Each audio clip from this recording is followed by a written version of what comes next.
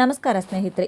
ರಾಜ್ಯದಲ್ಲಿ ದೇಶದಲ್ಲಿ ಮುಂದೆ ಆಗುಹೋಗುಗಳ ಬಗ್ಗೆ ಮುಂಚಿತವಾಗಿಯೇ ಭವಿಷ್ಯ ನುಡಿಯುವುದರ ಮೂಲಕ ಹೆಸರುವಾಸಿಯಾಗಿರುವ ಕೋಡಿಮಠದ ಶ್ರೀಗಳು ಸೇರಿದಂತೆ ಮೈಲಾರಲಿಂಗೇಶ್ವರ ಕಾರ್ಣಿಕ ಭವಿಷ್ಯವೂ ಕೂಡ ಹೆಸರುವಾಸಿಯಾಗಿದೆ.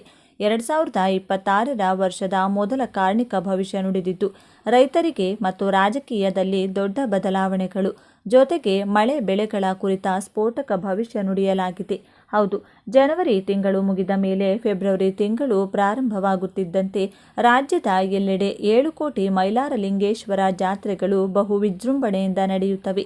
ಈ ಜಾತ್ರೆಯ ಸಂದರ್ಭದಲ್ಲಿ ಗೊರವಯ್ಯನವರು 14 ಅಡಿ ಬಿಲ್ಲನ್ನ ಏರಿ ಕಾರ್ಣಿಕ ನುಡಿಗಳನ್ನು ನುಡಿಯುತ್ತಾರೆ. ಬಹುತೇಕ ಈ ಭವಿಷ್ಯವಾಣಿಗಳು ನಿಜವಾಗುತ್ತದೆ ಎಂಬುದು ಅಲ್ಲಿನ ಜನಸಾಮಾನ್ಯರ ಮತ್ತು ಭಕ್ತರ ನಂಬಿಕೆ. ಹಾಗಾದರೆ ಬನ್ನಿ, ಈ ಬಾರಿ ನುಡಿದಿರುವ ಭವಿಷ್ಯದಲ್ಲಿ ಏನಿದೆ ಎಂಬುದರ ಕುರಿತು ಕಂಪ್ಲೀಟ್ ಡೀಟೇಲ್ಸ್ ಈ ವಿಡಿಯೋದಲ್ಲಿ ನೋಡೋಣ.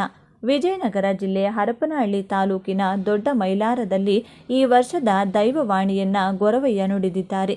ಪ್ರತಿ ವರ್ಷದಂತೆ ಈ ಬಾರಿಯೂ ಗೊರವಯ್ಯ ಏನು ಭವಿಷ್ಯ ನುಡಿಯುತ್ತಾರೆ ಎಂಬ ಕುತೂಹಲ ಭಕ್ತರಲ್ಲಿ ಹೆಚ್ಚಾಗಿತ್ತು. ಇದೀಗ ಕಾರ್ಣಿಕೋತ್ಸವದ ಸಂದರ್ಭದಲ್ಲಿ ಬಿಲ್ಲನ್ನೇರಿ ಕಾರ್ಣಿಕ ನುಡಿದಿದ್ದಾರೆ. ಅಂಬಲಿ ರಾಶಿಗೆ ಮುತ್ತಿನ ಗಿಣಿ ಸಮೃದ್ಧಿ ಆಯ್ತಲೇ ಪರಾಕೆಂದು ಕಾರ್ಣಿಕ ನುಡಿದಿದ್ದಾರೆ.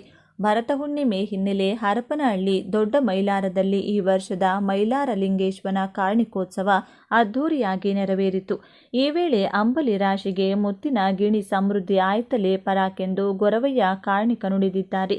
ಇದರರ್ಥ ಈ ಬಾರಿಯೂ ರಾಜ್ಯದಲ್ಲಿ ಮಳೆ ಬೆಳೆ ಉತ್ತಮವಾಗುತ್ತದೆ ಎಂದು ಹೇಳಲಾಗಿದೆ. ಇನ್ನು ಈ ಕಾರ್ಣಿಕೋತ್ಸವದಲ್ಲಿ ಸಾವಿರಾರು ಭಕ್ತರು ಭಾಗಿಯಾಗಿದ್ದರು. ಮೈಲಾರಲಿಂಗ ದೇವರ ದರ್ಶನ ಪಡೆದು ಭಕ್ತಿ ಪರಾಕಾಷ್ಠೆ ಮೆರೆದರು. ಮೇಳಿಗೆಯಲ್ಲಿ ನಡೆದ ಅದ್ಧೂರಿ ರಥೋತ್ಸವ ಇತ್ತ ಶಿವಮೊಗ್ಗ ಜಿಲ್ಲೆಯ ತೀರ್ಥಹಳ್ಳಿ ತಾಲೂಕಿನ ಮೇಳಿಗೆ ಗ್ರಾಮದಲ್ಲಿ ಲಕ್ಷ್ಮೀ ವೆಂಕಟರಮಣ ದೇವರ ಜಾತ್ರೆ ಅದ್ಧೂರಿಯಾಗಿ ನಡೆದಿದೆ.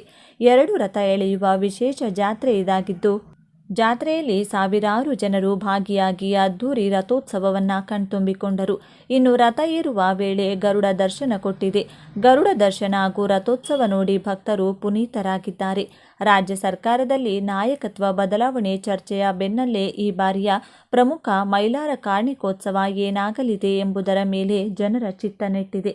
2026 ಭರತ ಹುಣ್ಣಿಮೆ ಫೆಬ್ರವರಿ 5ರವರೆಗೆ ಜಾತ್ರೆ ಆಚರಣೆ ಪೂಜಾ ಕಾರ್ಯಕ್ರಮಗಳು ಜರುಗಲಿವೆ. ಗೊರವಯ್ಯನಿಂದ ಡಂಕಣಮರಡಿಯಲ್ಲಿ ಮೈಲಾರ ಕಾರ್ಣಿಕೋತ್ಸವ ಜರುಗಲಿದೆ. ಈ ಜಾತ್ರೆಯು ರಂಗು ಒಟ್ಟು 11 ದಿನ ಇರುತ್ತದೆ. ಜನವರಿ 26ರಿಂದಲೇ ಜನರು ಸುಕ್ಷೇತ್ರ ಮೈಲಾರದತ್ತ ತೆರಳುತ್ತಾರೆ. ಕರ್ನಾಟಕದ ಅನೇಕ ಜಿಲ್ಲೆಗಳ ಜನರು, ತೆಲಂಗಾಣ, ಆಂಧ್ರಪ್ರದೇಶ ಸೇರಿದಂತೆ ಬೇರೆ ಬೇರೆ ಭಾಗದ ಕೋಟ್ಯಾಂತರ ಜನರು ಜಾತ್ರೆಗೆ ಆಗಮಿಸುತ್ತಾರೆ. ಹೆಚ್ಚಿನ ಪ್ರಮಾಣದ ಜನರು ಸೇರುತ್ತಾರೆ. ಈ ಜಾತ್ರೆ ಹಾಗೂ ಕಾರ್ಣಿಕವು ಕರ್ನಾಟಕ ಮಾತ್ರವಲ್ಲದೆ ನೆರೆಯ ರಾಜ್ಯಗಳಲ್ಲೂ ಪ್ರಸಿದ್ಧಿ ಪಡೆದಿದೆ. ಚಕ್ಕಡಿ, ಬಂಡಿ, ನಾನಾ ವಾಹನಗಳ ಮೂಲಕ ಇಲ್ಲಿ ಬಂದು ದೇವರ ಪೂಜೆ ಮಾಡಿ ಪುನೀತರಾಗುತ್ತಾರೆ. ಭಕ್ತರು ಕುಟುಂಬ ಸಮೇತರಾಗಿ ಬಂದು ತುಂಗಭದ್ರಾ ನದಿಯಲ್ಲಿ ಸ್ನಾನ ಮಾಡಿ ಡೋಣಿ ತುಂಬಿಸಿ ಮೈಲಾರಲಿಂಗೇಶ್ವರನಿಗೆ ನೈವೇದ್ಯ ಅರ್ಪಿಸುತ್ತಾರೆ. ಗೊರವರು ಮೈಲಾರ ದೇವರ ಆರಾಧಕರಾಗಿದ್ದು ಭಂಡಾರ, ತ್ರಿಶೂಲ, ಡಮರುಗಳ ಹಿಡಿದು ಹೆಜ್ಜೆ ಹಾಕಿ ಶಿವನ ಸ್ತೋತ್ರ ಹೇಳುತ್ತಾರೆ. ಅತ್ಯಂತ ವಿಧಿವಿಧಾನಗಳಿಂದ ಶ್ರದ್ಧಾ ಭಕ್ತಿಯಿಂದ ದೇವರನ್ನ ನೆನೆಯಲಾಗುತ್ತದೆ. ಇದು ಪ್ರತಿ ವರ್ಷ ನಡೆಯುವ ಪ್ರಕ್ರಿಯೆಯಾಗಿದೆ. ಸುಕ್ಷೇತ್ರ ಮೈಲಾರ ಕಾರ್ಣಿಕೋತ್ಸವ ಏಕೆ ವಿಶೇಷ? ರಾಜ್ಯದ ಬೇರೆ ಬೇರೆ ಮೈಲಾರ ದೇವರ ಕ್ಷೇತ್ರಗಳಲ್ಲೂ ಕಾರ್ಣಿಕ ನಡೆಯುತ್ತದೆ. ಆದರೆ ಹೂವಿನ ಹಡಗಲಿಯ ಶ್ರೀ ಮೈಲಾರಲಿಂಗೇಶ್ವರ ಜಾತ್ರೆಯಲ್ಲಿ ಗೊರವಯ್ಯ ನುಡಿಯುವ ಕಾರ್ಣಿಕವು ರಾಜ್ಯದ ರಾಜಕೀಯ, ಅನ್ನದಾನ, ಜನಸಾಮಾನ್ಯರು ಆರೋಗ್ಯದ ಮೇಲೆ ಕೇಂದ್ರೀಕೃತವಾಗಿರುತ್ತದೆ ಎಂದು ನಂಬಲಾಗಿದೆ. ಇದು ಒಂದು ವರ್ಷದ ಏರುಪೇರು ಅಭಿವೃದ್ಧಿ ಸೂಚಕ ಎಂದು ಹೇಳಲಾಗುತ್ತಿದೆ. ಹೀಗಾಗಿ ಈ ಕಾರ್ಣಿಕವನ್ನ ಕೋಟ್ಯಾಂತರ ಜನರು ನಂಬುತ್ತಾರೆ. ರಾಜ್ಯದಲ್ಲಿ 2025ರಲ್ಲಿ ವಾಡಿಕೆಯಷ್ಟು ಮಳೆಯಾಗಿದೆ. ಹಿಂಗಾರು ಮುಂಗಾರು ಬೆಳೆಯು ರೈತರ ಮೊಗದಲ್ಲಿ ಮಂದಹಾಸ ಮೂಡಿಸಿದೆ.